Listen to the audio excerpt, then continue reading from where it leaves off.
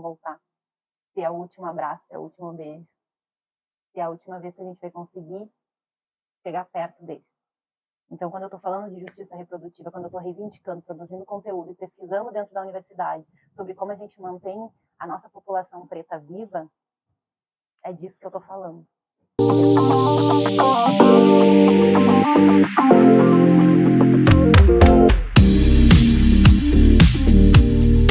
Olá, sejam todas muito bem-vindas a mais um episódio do canal Fala Ariane.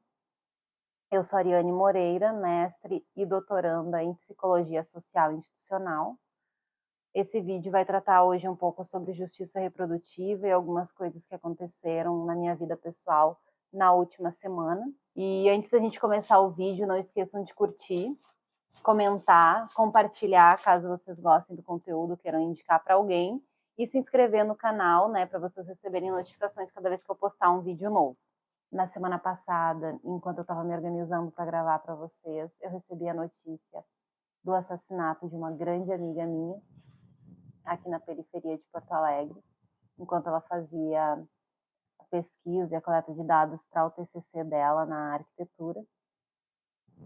E isso me deixou bastante desestabilizada, então só hoje eu estou conseguindo vir falar sobre justiça reprodutiva e sobre esse assunto que tem tudo a ver. E por que tem tudo a ver, né? Primeiro porque a Sara foi uma das pessoas que eu conheci que usou boa parte dos dias da vida dela para lutar por um mundo melhor, para transformar a sociedade em que a gente vive, dentro dos espaços de militância em que ela estava, né, de ativismo em que ela estava.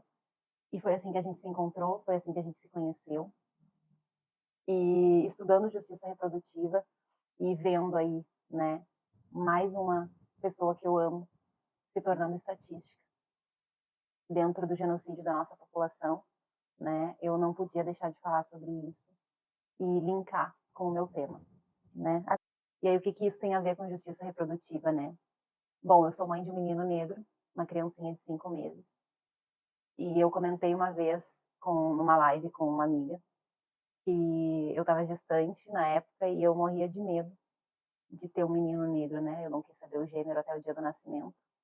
E essa era uma das coisas que me atormentava muito, justamente porque eu sabia como a sociedade racista em que a gente vive trata as pessoas negras, e aí, em especial, naquele momento, os homens negros, né? Os meninos negros, a juventude negra como um todo. Então, isso era uma coisa que me deixava bastante nervosa e que eu não tinha como fugir, né? Sendo uma mulher preta, dificilmente eu teria um menino, um filho que não fosse um menino negro. Então, quando aconteceu o que aconteceu com a Sara, me despertou diversos gatilhos do que eu já vivi anteriormente em relação a isso, sendo moradora da periferia de Porto Alegre, convivendo com muita frequência com mortes precoces da nossa juventude, né? E aí eu fiquei pensando no meu filho maior, quando ele crescer, em que posição ele estaria, né?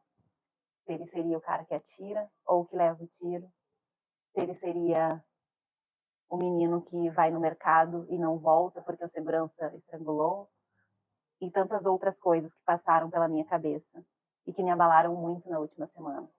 Eu pensava muito na mãe da Sara e em como ela devia estar se sentindo, porque perder um filho, né, não conseguir ver ele crescer, realizar os seus sonhos, se formar, ter, enfim, a sua família, suas realizações, é bastante difícil, bastante cruel.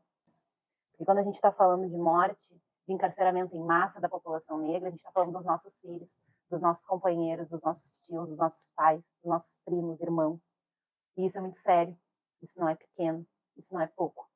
Então, justiça reprodutiva aparece como um conceito dentro dos movimentos de mulheres que nada mais, nada menos do que estão reivindicando é uma sociedade que seja sustentável para a reprodução da nossa vida, que seja capaz onde a gente seja capaz de maternar, de decidir quando decidir maternar, ter condições de ver os nossos filhos crescerem, se desenvolverem, né, se tornarem o que eles quiserem ser.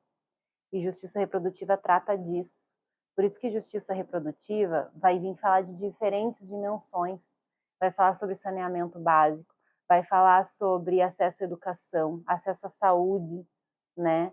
vai falar sobre genocídio da população negra, sobre guerra às drogas, sobre encarceramento em massa, sobre trabalho doméstico.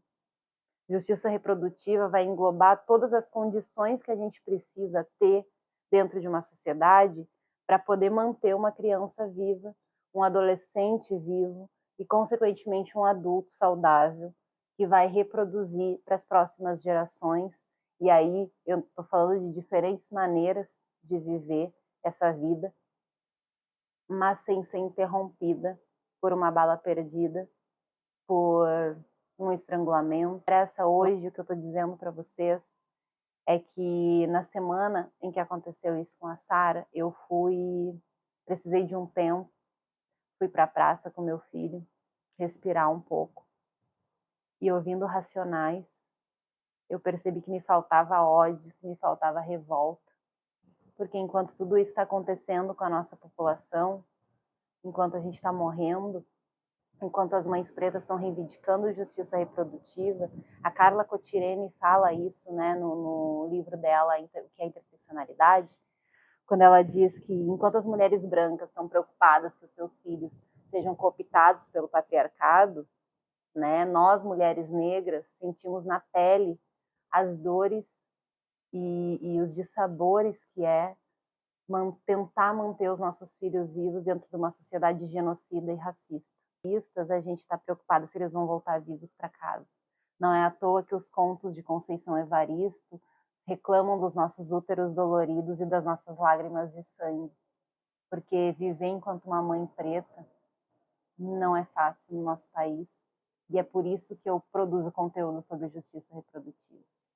Enquanto a nossa juventude está morrendo, enquanto os nossos filhos saem para a rua, a gente não sabe se eles vão voltar, se é o último abraço, se é o último beijo, se é a última vez que a gente vai conseguir chegar perto deles. Então, quando eu estou falando de justiça reprodutiva, quando eu estou reivindicando, produzindo conteúdo e pesquisando dentro da universidade sobre como a gente mantém a nossa população preta viva, é disso que eu estou falando. É de como evitar que isso tudo aconteça.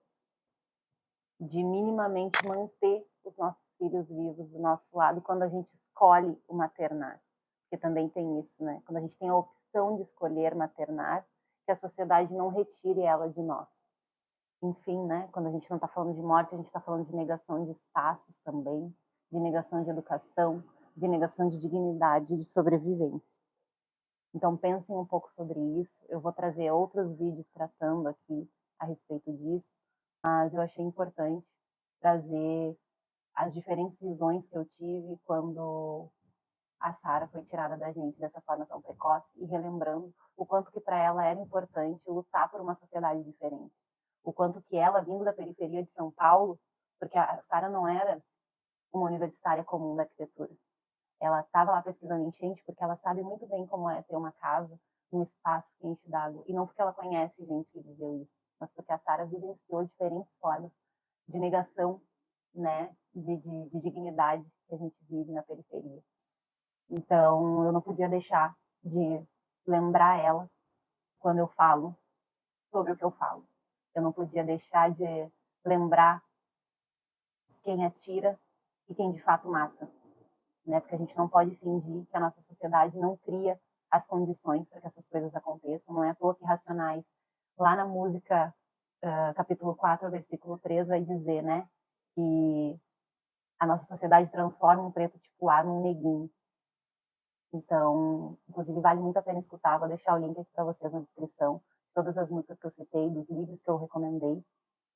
E, enfim, esse vídeo é mais para a gente poder pensar sobre isso, para homenagear a minha grande amiga Sara e dizer para ela, mesmo ela não estando mais aqui para me assistir, e eu sigo da minha maneira, da forma que eu encontrei, lutando por um mundo diferente, lutando para que meu filho tenha condições de crescer e para que eu não seja a próxima mãe chorando daqui a uns anos. Então é sobre isso. Eu agradeço a quem ficou até o final. O vídeo de hoje foi um pouco mais pesado, mas não tinha condições de ser diferente. Grande abraço para vocês e até a próxima.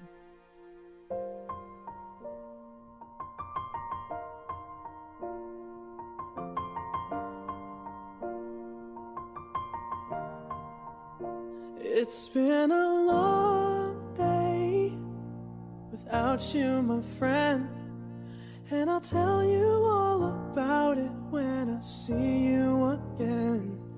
We've come a long